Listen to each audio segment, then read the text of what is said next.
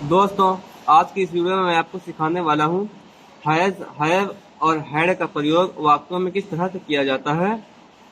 इस वीडियो को देखने के बाद आपकी सारी कंफ्यूजन दूर हो जाएगी। वीडियो को शुरू करते हैं।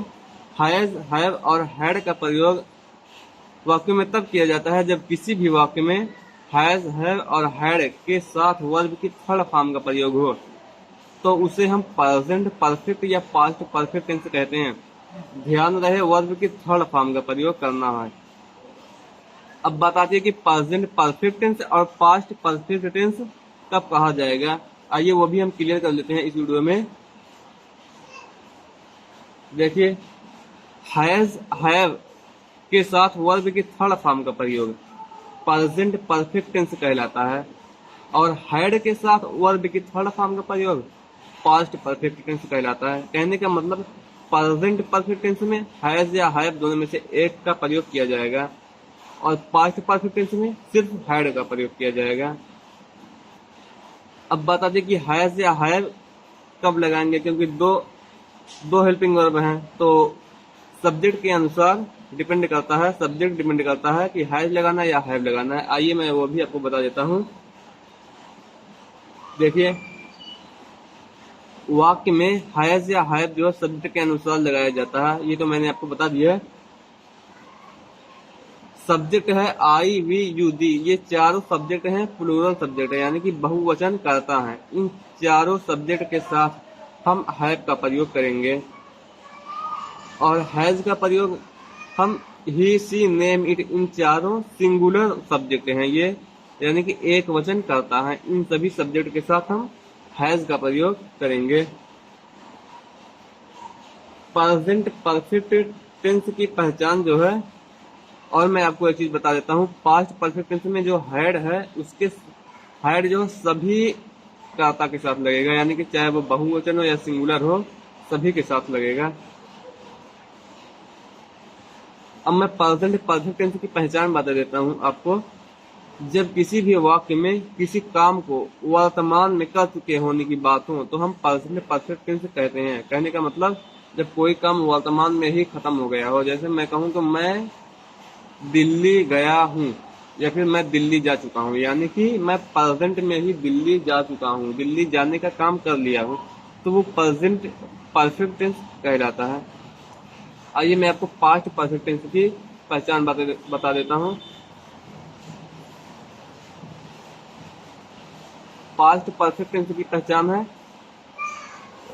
जब किसी भी वाक्य में किसी काम को भूतकाल में कर चुके होने की बात हो, मतलब पास्ट में वो काम खत्म हो गया हो। जैसे मैं कहूँ कि मैं दिल्ली गया था, यानी कि पास्ट में जाने का काम कर दिया था, खत्म हो गया था, तो यो तो पास्ट परफेक्ट टेंस कहलाता है।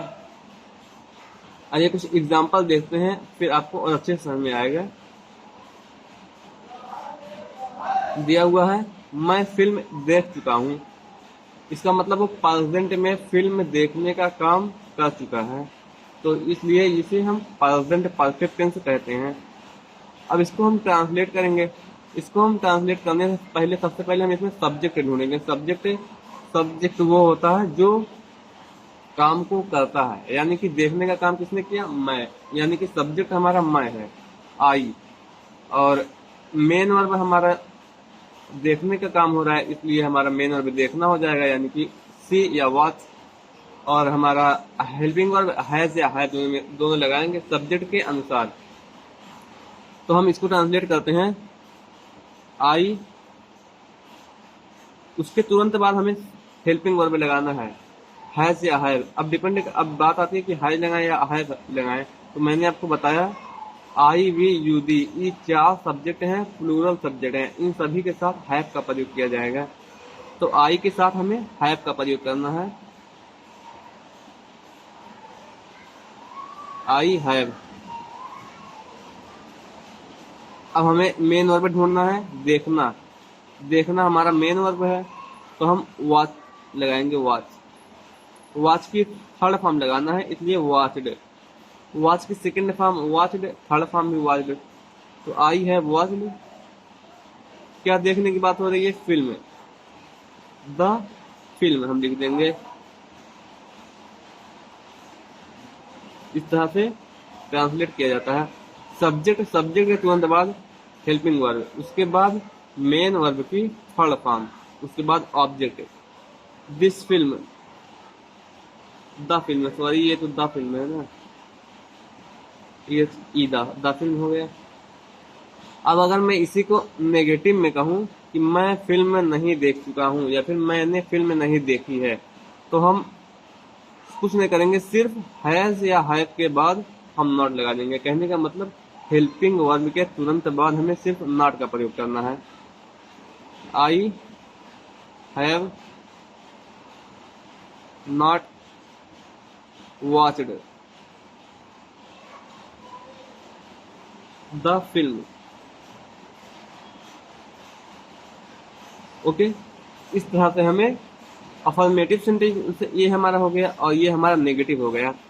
अब अगर मैं कहूँ आपको इंट्रोगेटिव यानी कि प्रश्नवाचक, क्या मैंने फिल्म देखी है या फिर क्या मैं फिल्म देख चुका हूँ, अगर इसी सेंटेंस को इस तरह से कहना हो तो आप कैसे ट्रांसलेट करेंगे वो भी इस वीडियो में सीख लेते हैं। सबसे पहले हम हेल्पिंग वर्ब हैव का प्रयोग करेंगे, हैव, उसके तुरंत बाद हम सब्जेक्ट। ध्यान रहे प्रश्नवाचक वाक्यों में सबसे पहले हेल्पिंग वर्ब, उसके बाद सब्जेक्ट, उसके बाद मेन वर्ब, उसके बाद ऑब्जेक्ट।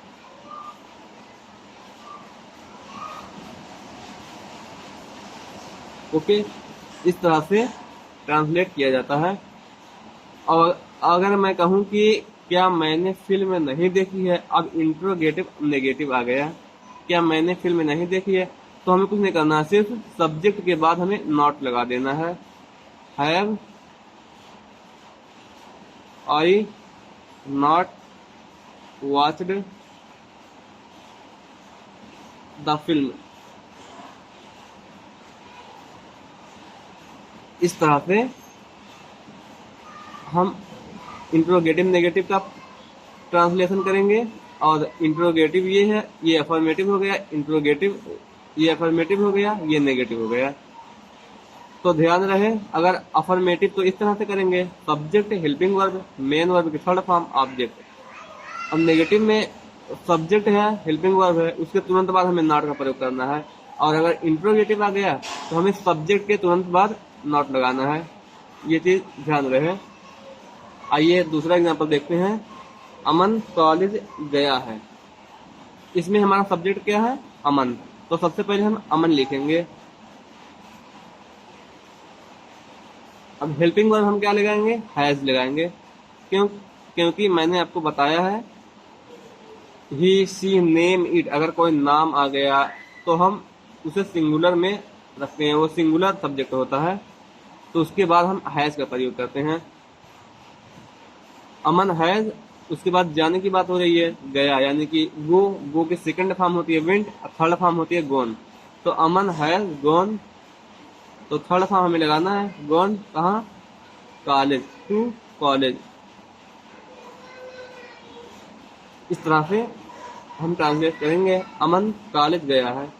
अगर मैं कहूँ कि अमन कॉलेज नहीं गया है, तब हम सबसे पहले हम अमन लिखेंगे, सब्जेक्ट हमारा है अमन, इसके तुरंत बाद हैज नॉट लगा देंगे, हैज के तुरंत बाद हम नॉट लगाएंगे, जैसे मैंने आपको पीछे बताया है।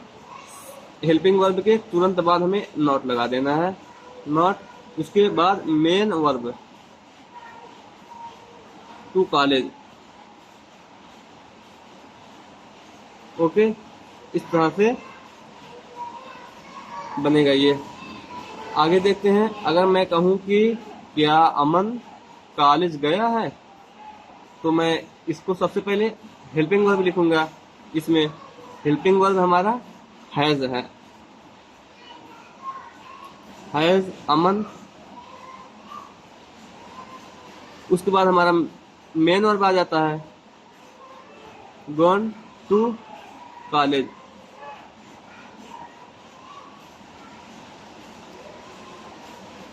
अगर मैं कहूं कि क्या अमन कॉलेज नहीं गया है, अब इंट्रोगेटिव नेगेटिव, तो उसको हम किस तरह से ट्रांसलेट करेंगे, आइए वो भी देखते हैं। सबसे पहले हम हेल्पिंग वर्ब, उसके बाद सब्जेक्ट, सब्जेक्ट के तुरंत बाद हमें नॉट लगाना है, जैसे कि मैंने आपको पीछे भी बताया है, सब्जेक्ट के तुरंत बाद नॉट लगाना है। उसके बाद मेन वर्ब की थर्ड फॉर्म, उसके बाद ऑब्जेक्ट हम लगा देंगे, टू कॉलेज। ओके, आइए आगे देखते हैं पास्ट टेंस का कुछ एग्जांपल। पास्ट परफेक्ट का, हम दिल्ली गए थे। अगर मैं कहता कि हम दिल्ली गए हैं तो ये प्रेजेंट हो जाता, प्रेजेंट परफेक्ट। हम दिल्ली गए थे यानी कि पास्ट में जाने का काम कर दिया है, तो इसलिए ये पास्ट परफेक्ट टेंस हो गया। इसको ट्रांसलेट करेंगे, सबसे पहले हम सब्जेक्ट लिखेंगे, सब्जेक्ट हमारा वी है यानी कि हम।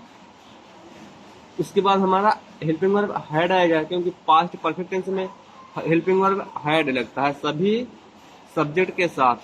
वी हैड, कहाँ जाने की बात हो रही है, जाने की बात हो रही है ना, तो वो होता है सेकंड फॉर्म वेंट और थर्ड फॉर्म गॉन। तो we had gone to Delhi.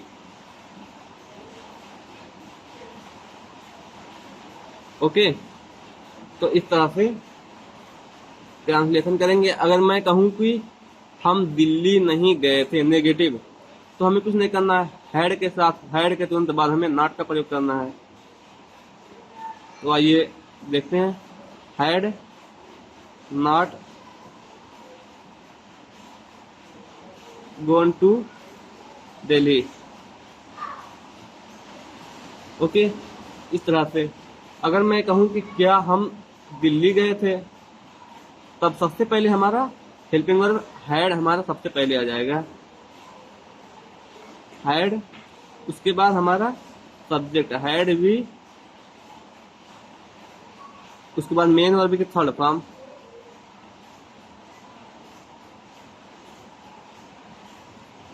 इस तरह से। अगर मैं कहूं कि क्या हम दिल्ली नहीं गए थे, नेगेटिव, तो हमें सब्जेक्ट के बाद हम सिर्फ नॉट लगा देंगे, had we not gone to Delhi. Okay, इस तरह से सब affirmative, negative, interrogative, interrogative, negative, इस तरह से बनाया जाता है। आप ये चीज याद रख लीजिए, किसी भी वाक्य को बनाने के लिए सबसे पहले सब्जेक्ट, हेल्पिंग वर्ब, उसके बाद मेन वर्ब। अब ये आपको डिसाइड करना कि वह टेंस कौन सा है, उसके अनुसार हमें उस वर्ब की फॉर्म लगानी है, उसके बाद ऑब्जेक्ट लगाना है। अगर नेगेटिव कह दे तो हमें सिर्फ हैड मतलब हेल्पिंग वर्ब जो हमारा है उसके तुरंत बाद नॉट लगाना है। और अगर अफर्मेटिव आ गया क्वेश्चन हमारा, तो हमें सबसे पहले हमें हेल्पिंग वर्ब लगाना है, उसके बाद सब्जेक्ट, उसके बाद मेन वर्ब, फिर ऑब्जेक्ट। और इंट्रोगेटिव नेगेटिव अगर आ गया तो हमें सब्जेक्ट के तुरंत बाद हमें नॉट लगाना है, ये चीज ध्यान रहे आपको। आइए एक एग्जांपल और देखते हैं। रिधिमा ने किताब पढ़ी थी, ये भी पास्ट परफेक्ट है, तो सबसे पहले हमारा सब्जेक्ट क्या है, Ridhima.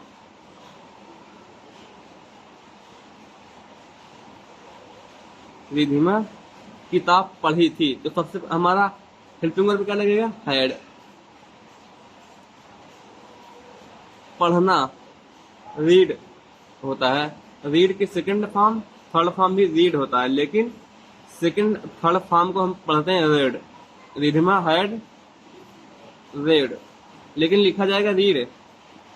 Ridhima had read book, the book लिख देते हैं, द बुक।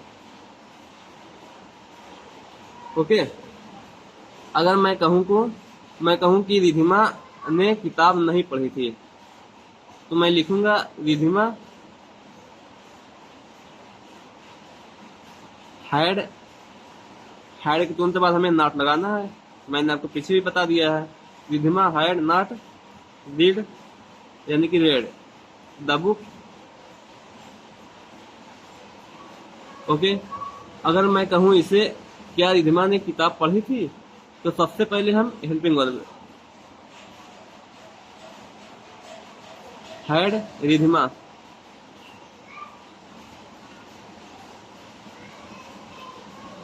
उसके बाद रीड की third form read the book, object हमारा हो जाएगा।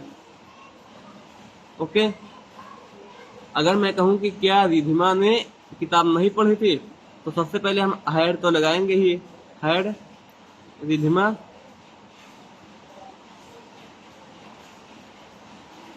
उसके तुरंत बाद हमें नॉट का प्रयोग कर देना है। मैंने आपको क्या बताया, सब्जेक्ट के तुरंत बाद नॉट का प्रयोग करना है इंट्रोगेटिव नेगेटिव में। उसके बाद मेन वर्ब की थर्ड फॉर्म, उसके बाद ऑब्जेक्ट। ओके, तो दोस्तों इस तरह से प्रेजेंट परफेक्ट या पास्ट परफेक्ट टेंस का पहचान की जाती है, मैंने आपको बता दिया है। अब आपको उम्मीद है कि प्रेजेंट परफेक्ट टेंस या पास्ट परफेक्ट टेंस में कोई कंफ्यूजन नहीं रहेगी आपको। तो दोस्तों मिलते हैं नेक्स्ट वीडियो में।